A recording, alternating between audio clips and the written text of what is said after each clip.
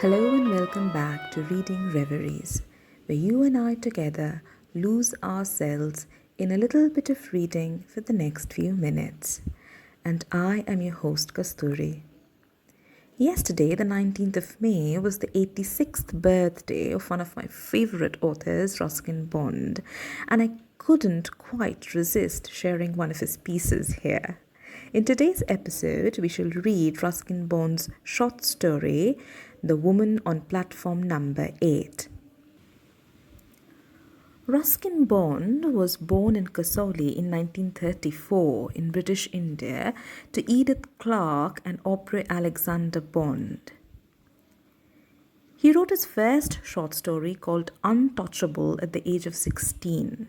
His parents separated when he was 8 and he lived with his father until he died when Ruskin was 10. The tragedy broke Ruskin's heart. He was then raised by his mother and stepfather who lived in Dehradun. He went to the Channel Islands in the UK in 1951 for better prospects and lived there for 2 years. In London, he started writing his first novel called The Room on the Roof, which won him the John Llewellyn Rhys Prize in 1957, awarded to a British Commonwealth writer under 30. He, I suppose, after this, has never had to look back. Currently, he lives with his adopted family in the small hill station of Landour, Missouri. His writings have semi-autobiographical elements, or rather, as he would like to put it, he draws from his life. Ruskin is famous for his ghost stories and usually passed as a children's writer, when the truth is he appeals to all ages and writes for all ages. Now, I have no intention of starting to make a list of the works of this voracious writer here. So without any further ado, let's jump into the world of Ruskin Bond. Here's for you this lovely little heart-touching piece called The Woman on Platform Number 8. It was my second year at boarding school, and I was sitting on platform number 8 at Ambala station, waiting for the northern-bound train. I think I was about 12 at the time. My parents considered me old enough to travel alone, and I had arrived by bus at Ambala exactly in the evening. Now there was a wait till midnight before my train arrived. Most of the time I had been pacing up and down the platform, browsing through the bookstall or feeding broken biscuits to stray dogs. Trains came and went, the platform would be quiet for a while, and then, when a train arrived, it would be an inferno of heaving, shouting, agitated human bodies. As the carriage doors opened, a tide of people would sweep down upon the nervous little ticket collector at the gate, and every time this happened, I would be caught in the rush and swept outside the station. Now tired of this game and of ambling about the platform, I sat down on my suitcase and gazed dismally across the railway tracks. Trolleys rolled past me, and I was conscious of the cries of the various vendors. The men who sold curds and lemon, the sweetmeat seller, the newspaper boy. But I had lost interest in all that was going on along the busy platform and continued to stare across the railway tracks, feeling bored and a little lonely. "Are you all alone, my son?" asked a soft voice close behind me. I looked up and saw a woman standing near me. She was leaning over, and I saw a pale face and dark, kind eyes. She wore no jewels and was dressed very simply in a white sari. "Yes, I am going to school," I said, and stood up respectfully. She seemed poor, but there was a dignity about her that commanded respect. "I have been watching you for some time," she said. "Didn't your parents come to see you off?" "I don't live here," I said. "I had to change trains. Anyway, I can travel alone." "I'm sure you can," she said, and I liked her for saying that. And I also liked her for the simplicity of her dress and for her deep, soft voice and the serenity of her face. "Tell me, what is your name?" she asked. "Arun," I said. "And how long do you have to wait for your train?" "About an hour, I think. It comes at 12 o'clock." "Then come with me and have something to eat." I was going to refuse out of shyness and suspicion, but she took me by the hand, and then I felt it would be silly to pull my hand away. She told a coolie to look after my suitcase, and then she led me away down the platform. Her hand was gentle, and she held mine neither too firmly nor too lightly. I looked up at her again. She was not young, and she was not old. She must have been over 30, but she had been 50. I think she would have looked much the same. She took me into the station dining room, ordered tea and samosas and jalebis, and at once I began to thaw and take a new interest in this kind woman. The strange encounter had little effect on my appetite.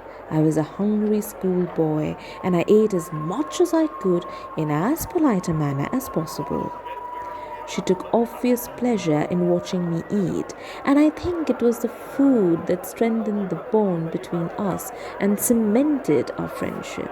For under the influence of the tea and sweets, I began to talk quite freely and told her about my school, my friends, my likes and dislikes. She questioned me quietly from time to time, but preferred listening. She drew me out very well, and I had soon forgotten that we were strangers. But she did not ask me about my family or where I lived, and I did not ask her where she lived.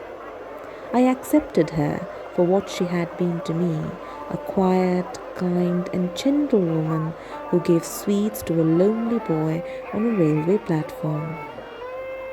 After about half an hour, we left the dining room and began walking back along the platform. An engine was shunting up and down beside platform number 8, and as it approached, a boy leaped off the platform and ran across the rails, taking a shortcut to the next platform. He was at a safe distance from the engine, but as he leapt across the rails, the woman clutched my arm. Her fingers dug into my flesh, and I winced with pain. I caught her fingers and looked up at her, and I saw a spasm of pain and fear and sadness across her face. She watched the boy as he climbed the platform, and it was not until he had disappeared in the crowd that she relaxed her hold on my arm. She smiled at me reassuringly and took my hand again, but her fingers trembled against mine. "He was all right," I said, feeling that it was she who needed reassurance. She smiled gratefully at me and pressed my hand. We walked together in silence until we reached the place where I had left my suitcase. One of my schoolfellows, Satish, a boy of about my age, had turned up with his mother. "Hello, Arun," he called. "The train's coming in late as usual. Did you know we have a new headmaster this year?" We shook hands, and then he turned to his mother and said, "This is Arun, mother. He's one of my friends and the best bowler in the class." "I am glad to know that," said his mother, a large, imposing woman who wore spectacles. She looked at the woman who held my hand and said, "And I suppose you are Arun's mother."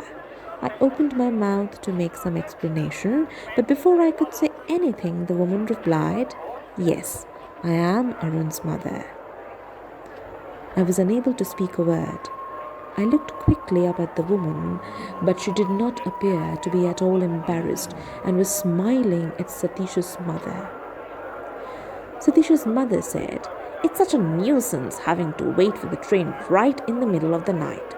But one can't let the child wait here alone.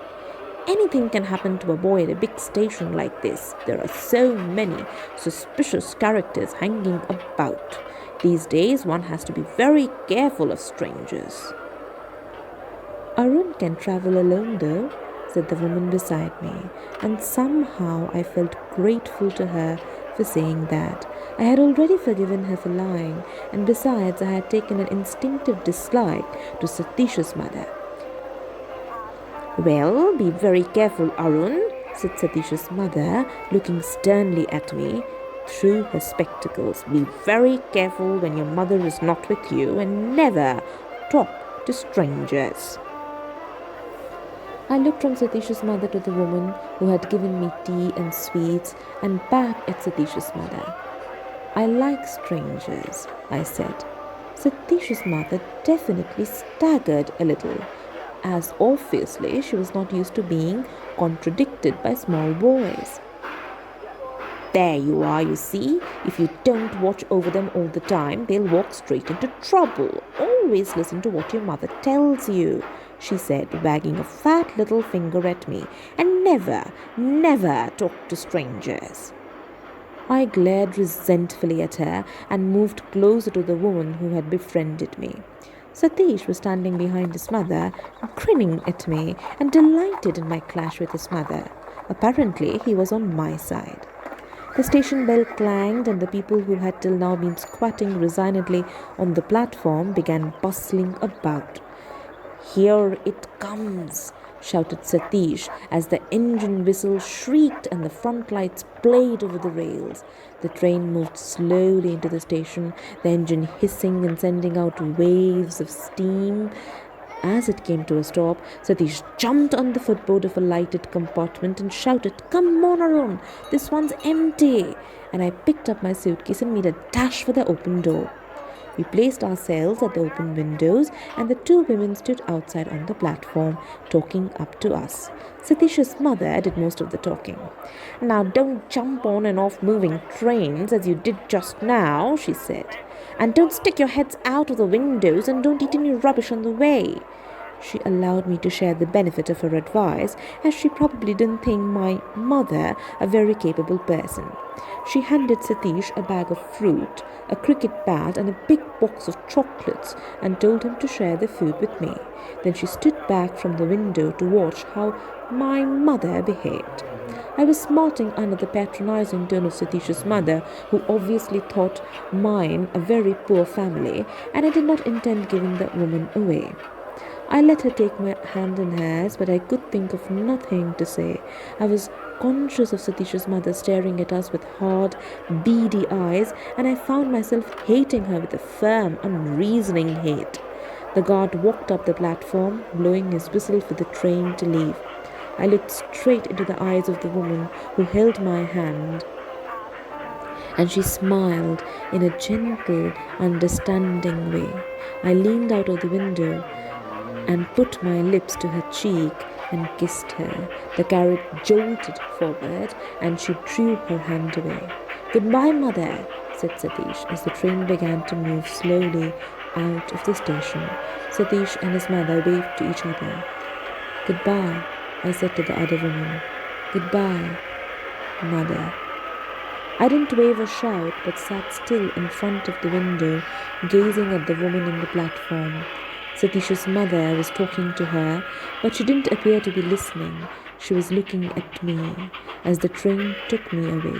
She stood there on the busy platform, a pale, sweet woman in white, and I watched her until she was lost in the milling crowd.